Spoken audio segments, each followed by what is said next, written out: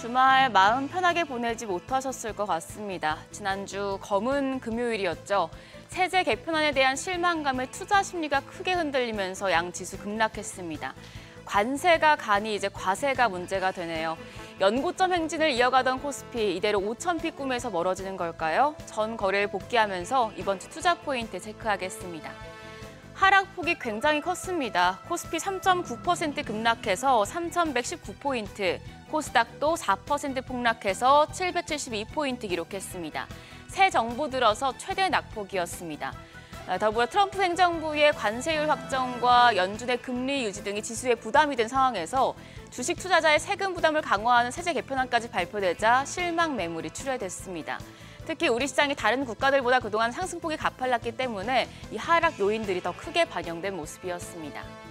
수급적으로 보면 외국인과 기관이 매물 폭탄을 던졌습니다. 코스피에서 외국인 6,500억 원 넘게 팔아내며 8거래일 만에 방향을 바꿨고요. 기관이 1조 원 넘게 대거 순매도했습니다. 반면 개인들은 1조 6천억 원 넘게 순매수하면서 외국인과 기관의 물량을 받아냈습니다.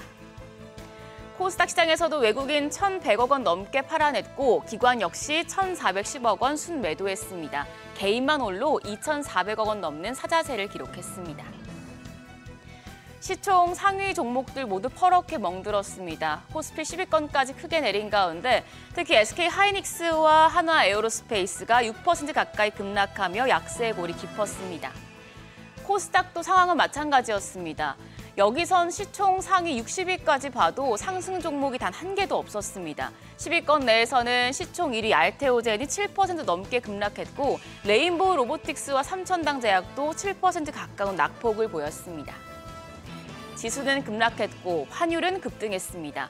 정규장 마감 시간 달러 기준 14원 40전 폭등한 1,401원 40전의 거래를 마치며 1,400원을 돌파하는 모습이었습니다. 지난 5월 이후에 두 달 반 만에 다시 1,400원대로 올라섰는데요.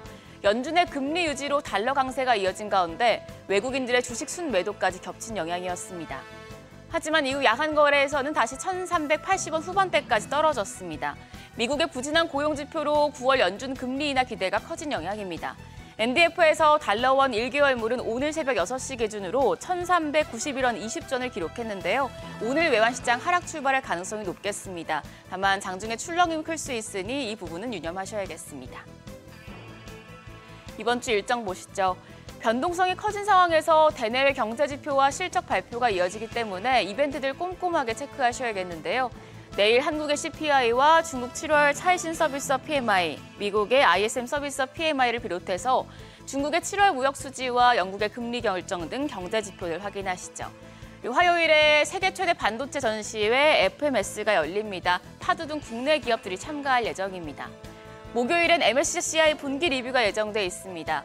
LIG 넥스원과 두산, 효성중공업, 현대건설, HD 현대마린솔루션이 편입되고 LG 이노텍과 SKC, CJ제일제당이 편출될 것이란 전망이 나옵니다. 한편 실적 발표도 이어집니다. 오늘은 한화와 DB하이텍, 지누스, 롯데칠성, 한섬이 2분기 실적을 공개합니다. 기업들의 호실적이 국내 증시 약세장에 대한 우려를 희석해줄 수 있을지 지켜보시죠. 지난주 금요일 시간외 거래에서는 코로나19 관련주가 강했습니다.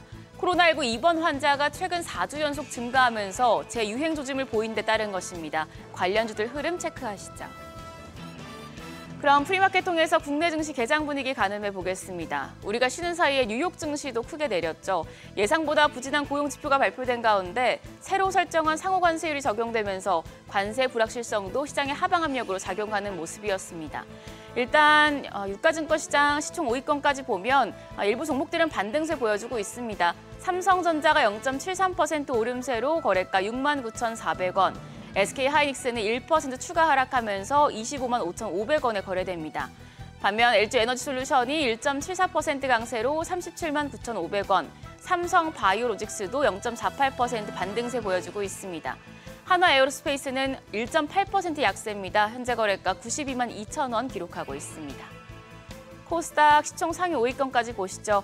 여기서는 HLB 제외하고 나머지 종목들은 좀 반등합니다. 알테오젠이 2.49% 오름세로 43만 2,500원, 에코프로비엠이 1.3% 강세로 거래가 10만 8,700원입니다.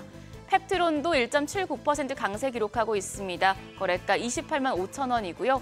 에코프로가 0.73% 오름세로 4만 8,050원.